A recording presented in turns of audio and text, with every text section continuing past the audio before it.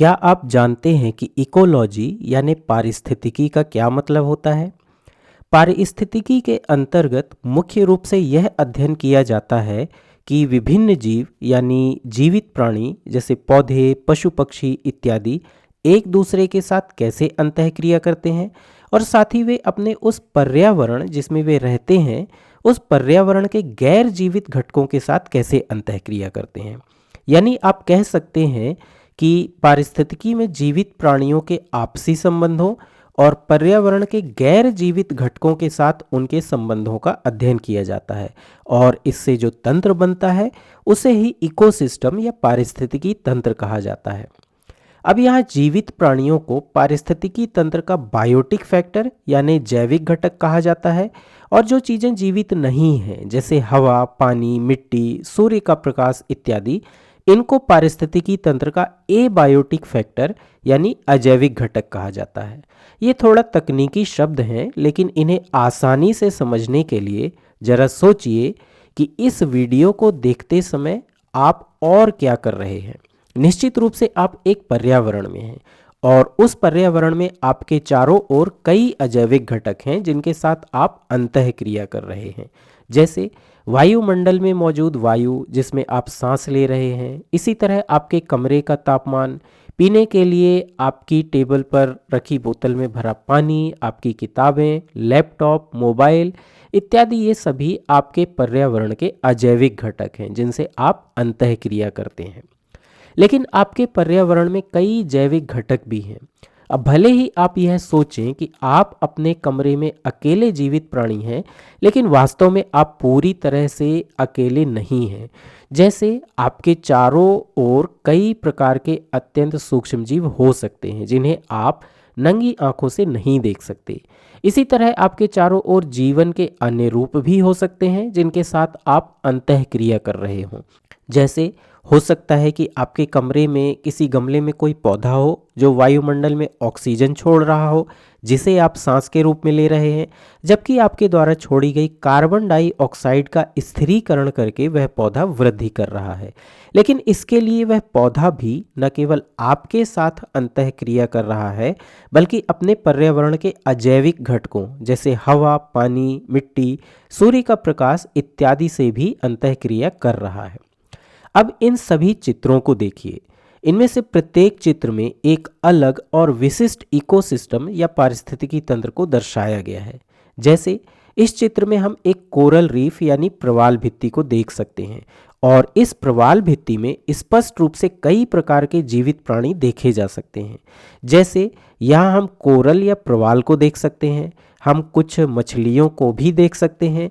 इसके अलावा यहाँ ऐसे भी बहुत सारे जीव होंगे जिन्हें हम इस चित्र में नहीं देख सकते। जैसे इस जल में बहुत सारे बैक्टीरिया और कई तरह के सूक्ष्म समुद्री जीव होंगे जिन्हें हम यहाँ नहीं देख सकते हैं और ये सभी यहाँ मौजूद जैविक घटक हैं। लेकिन यहाँ अजैविक घटक क्या है? तो यहाँ मौजूद पानी, इस पानी का तापमान, इसमें घुली हुई ऑक्सीजन, पानी में घुले हुए लवण और अन्य खनिज पदार्थ जिनके कारण यह पानी खारा और कठोर है, और पानी के नीचे मौजूद चट्टानें, ये सभी यहाँ अजैविक घटक हैं। इसी तरह इन चित्रों में हालांकि हमें इनमें पेड़ पौधों के अलावा स्पष्ट रूप से कोई जीवित प्राणी नहीं दिख रहा है, लेकिन यदि हम इन स्थानों पर जाकर बारीकी से देखेंगे तो हमें यहाँ ढेरों छोटे छोटे जीव जंतु मिल जाएंगे। लेकिन हम जानते हैं कि पौधों में भी जीवन होता है जो हवा, पानी, सूर्य के प्रकाश और मृदा से आवश्यक चीज़ें प्राप्त करके जीवित रहते हैं और वृद्धि करते हैं। और किसी भी पारिस्थितिकी तंत्र में ये पेड़ पौधे अत्यधिक महत्वपूर्ण भूमिका निभाते हैं क्योंकि ये बहुत सारे दूसरे प्राणियों को आश्रय प्रदान करते हैं, उन्हें भोजन प्रदान करते हैं, छाया प्रदान करते हैं। यही नहीं, जब इनकी मृत पत्तियां और टहनियां, तना इत्यादि टूटकर भूमि पर गिर जाते हैं तो इनसे भी मिट्टी में मौजूद हजारों तरह के सूक्ष्म जीवों को पोषण प्राप्त होता है और इनके सड़ने गलने से ह्यूमस का भी निर्माण होता है जिससे मृदा की उर्वरता बढ़ती है। जैसे इस चित्र में इन मशरूम्स को देखिए जो एक प्रकार के कवक हैं। ये मशरूम एक मृत पौधे के जमीन पर गिरे हुए तने से पोषण प्राप्त करके वृद्धि कर रहे हैं। यहाँ इन मशरूम्स के आसपास हम मॉस को भी देख सकते हैं।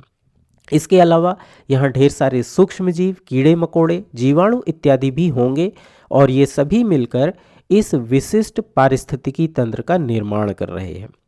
अब किसी पारिस्थितिकी तंत्र को गहराई से समझने के लिए इसमें बायोलॉजिकल ऑर्गेनाइजेशन यानी जीवों के संगठन को प्रायः कई स्तरों में विभाजित किया जाता है।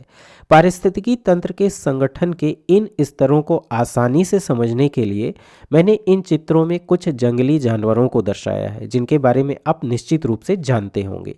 जैसे यह एक शेर है, यह एक जिराफ है और इस चित्र में हाथियों का एक झुंड दिखाई दे रहा है।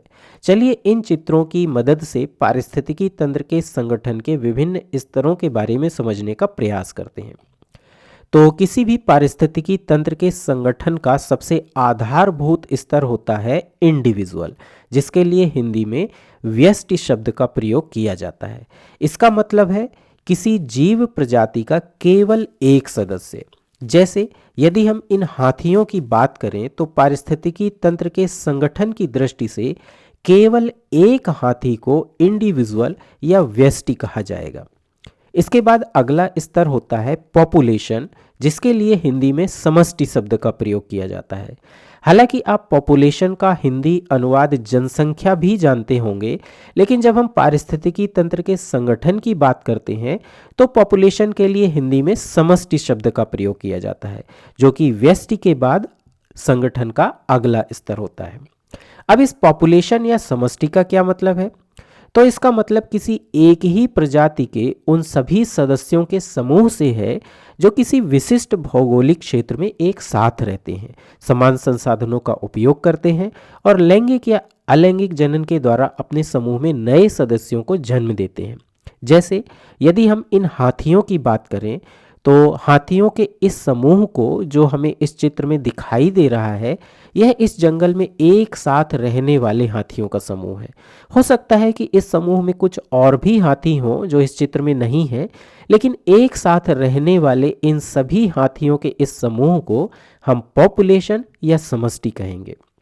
लेकिन यहाँ उस विशिष्ट भौगोलिक क्षेत्र का क्या मतलब है जिसमें हम किसी जीव प्रजाति की समष्टि के निवास की बात कर रहे हैं?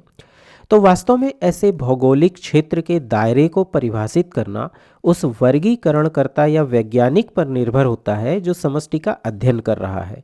जैसे इन हाथियों के मामले में हम इस जलाशय के चारों ओर स्थित कुछ किलोमीटर के दायरे को इन हाथियों की समष्टि के लिए विशिष्ट भौगोलिक क्षेत्र के रूप में परिभाषित कर सकते हैं, या फिर हम एक व्यापक क्षेत्र को भी ले सकते हैं। जैसे जिस जंगल में यह जलाशय स्थित है उस पूरे जंगल को, अथवा जिस देश या महाद्वीप में यह क्षेत्र स्थित है, जैसे मान लीजिए कि यह पूर्वी अफ्रीका या फिर दक्षिण अफ्रीका में स्थित है, तो पूरे पूर्वी या दक्षिण अफ्रीका को भी हम हाथियों की इस समष्टि के लिए विशिष्ट भौगोलिक क्षेत्र के रूप में परिभाषित कर सकते हैं।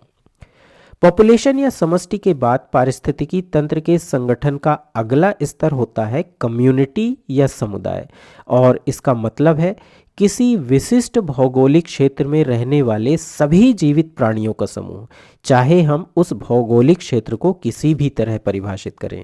जैसे यदि यह शेर और यह जिराफ उस भौगोलिक क्षेत्र में रहते हैं जिसे हमने समष्टि को परिभाषित करने के लिए उपयोग किया है, तो ये दोनों भी उस भौगोलिक क्षेत्र में मौजूद जीवों के समुदाय के सदस्य होंगे। लेकिन ध्यान रखें कि समुदाय का मतलब यह नहीं है कि इसमें केवल इस तरह के बड़े प्राणी ही शामिल होंगे जिन्हें आप यहाँ देख रहे हैं, बल्कि इसमें उस क्षेत्र में मौजूद सभी जीव शामिल होंगे, चाहे वे छोटे हों या बड़े हों, चाहे वे किसी भी प्रजाति के हों। यहाँ तक कि वनस्पतियाँ, कवक और बैक्टीरिया जैसे सूक्ष्म जीव भी समुदाय में शामिल होंगे। इसमें वे सभी जीव भी शामिल होंगे जो इस जलाशय के अंदर हैं। अब समुदाय के बाद अगला स्तर क्या होता है? तो इसके बाद अगला स्तर स्वयं इकोसिस्टम या पारिस्थितिकी तंत्र है।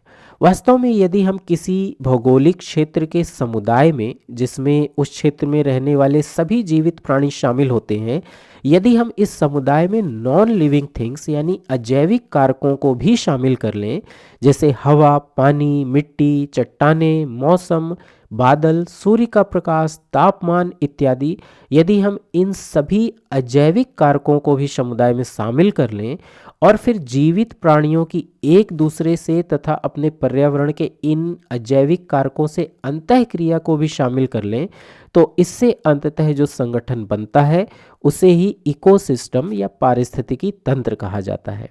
यानी सरल शब्दों में हम कह सकते हैं कि किसी विशिष्ट भौगोलिक क्षेत्र में रहने वाले जीवित प्राणी और अजैविक चीज़ें तथा इनकी आपसी अंतःक्रिया, ये सभी मिलकर उस भौगोलिक क्षेत्र के इकोसिस्टम या पारिस्थितिकी तंत्र का निर्माण करते हैं।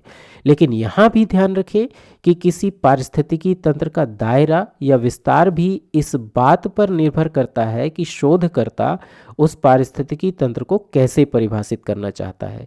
जैसे वह किसी विशिष्ट भौगोलिक क्षेत्र में केवल किसी नदी के आसपास के क्षेत्र को पारिस्थितिकी तंत्र मान सकता है, या फिर उस नदी से भी परे एक व्यापक क्षेत्र को पारिस्थितिकी तंत्र के रूप में परिभाषित कर सकता है। लेकिन हम पारिस्थितिकी तंत्र में अजैविक कारकों को क्यों शामिल करते हैं? तो इसका कारण यह है कि ये अजैविक कारक जैविक कारकों को अत्यधिक प्रभावित करते हैं। जैसे यदि किसी क्षेत्र में पानी बिल्कुल भी नहीं है, या यदि तापमान बहुत कम या फिर बहुत ज़्यादा है, यानी मौसम बहुत ठंडा या बहुत गर्म है, तो ऐसे पर्यावरण में कुछ विशिष्ट प्रकार के जीवों का पनपना मुश्किल हो सकता है। लेकिन इसी तरह जैविक कारक यानी जीव भी अजैविक कारकों को प्रभावित करते हैं। जैसे पृथ्वी पर जीवन के कारण ही हमारे पर्यावरण में ऑक्सीजन मौजूद है। इसका मुख्य कारण प्रकाश संश्लेषण है, जो पृथ्वी पर जीवन की सबसे महत्वपूर्ण प्रक्रियाओं में से एक है। इसी तरह जैविक कारक कुछ अजैविक कारकों जैसे पानी या मिट्टी इत्यादि की रासायनिक संरचना को भी प्रभावित कर सकते हैं। ठीक है, अब यदि हम पारिस्थितिकी तंत्र से भी एक स्तर ऊपर जाएं, तो हमें जो संगठन मिलता है उसे बायोस्फीयर यानी जैव मंडल कहा जाता है। आप जैव मंडल को एक मेटा पारिस्थितिकी तंत्र के रूप में समझ सकते हैं, यानी एक ऐसा जटिल और व्यापक पारिस्थितिकी तंत्र जिसमें वे सभी पारिस्थितिकी तंत्र शामिल हैं जो किसी न किसी तरह से एक दूसरे से जुड़े हुए हैं। जैसे हम अपनी पूरी पृथ्वी को एक बायोस्फीयर या जैव मंडल के रूप में देख सकते हैं जिसमें अनेक पारिस्थितिकी तंत्र हैं। अन्य शब्दों में दुनिया के सभी पारिस्थितिकी तंत्र उस जैव मंडल का हिस्सा हैं जिसे हम पृथ्वी का एक भाग मानते हैं। अब हालांकि पृथ्वी का यह जैव मंडल अपने आप में पूर्ण है, लेकिन पृथ्वी के बाहर की भी कुछ चीज़ें इसे प्रभावित करती हैं। जैसे सूर्य, जो निश्चित रूप से अजैविक कारक प्रदान कर रहा है, क्योंकि हम जानते हैं कि सूर्य के बिना पृथ्वी पर जीवन संभव नहीं होता। सूर्य का गुरुत्वाकर्षण और प्रकाश ही वह चीज़ें हैं जिनके कारण पृथ्वी पर जीवन के लिए अनुकूल परिस्थितियां जैसे तापमान और वातावरण बने रह पाते हैं। इसी तरह चंद्रमा के गुरुत्वाकर्षण प्रभाव को भी हम एक अजैविक कारक मान सकते हैं, जिसके कारण पृथ्वी पर समुद्रों में ज्वार भाटा आते हैं। इस प्रभाव के बिना भी पृथ्वी पर जीवन का स्वरूप संभवतः वैसा नहीं होता जैसा कि आज हम देख सकते हैं। पारिस्थितिकी तंत्र का अध्ययन या जैव मंडल का अध्ययन कितना आकर्षक है ना? क्योंकि प्रत्येक जीवित प्राणी अपने आप में अविश्वसनीय रूप से जटिल है। वास्तव में यदि आप चाहें तो किसी जीवित प्राणी के शरीर के एक भाग को भी अपने आप में एक पारिस्थितिकी तंत्र के रूप में देख सकते हैं। जैसे यदि आप अपने हाथ की हथेली पर विचार करें तो हो सकता है कि इसमें कई बैक्टीरिया रहते हों जो जीवित रहने के लिए किसी तरह से आप पर निर्भर हों, और आप वास्तव में इन बैक्टीरिया से लाभ प्राप्त कर रहे हों, या हो सकता है कि ये बैक्टीरिया आपको हानि भी पहुंचा रहे हों। यह भी पारिस्थितिकी तंत्र को समझने का एक भिन्न पैमाना और भिन्न दृष्टिकोण है। लेकिन एक बार जब हम सभी चीज़ों को एक साथ मिलाकर समझने का प्रयास करते हैं तो हमें अविश्वसनीय रूप से सुंदर, जटिल और प्रायः संतुलित और कभी-कभी असंतुलित तंत्र मिलता है, जिसे हम पारिस्थितिकी तंत्र कहते हैं।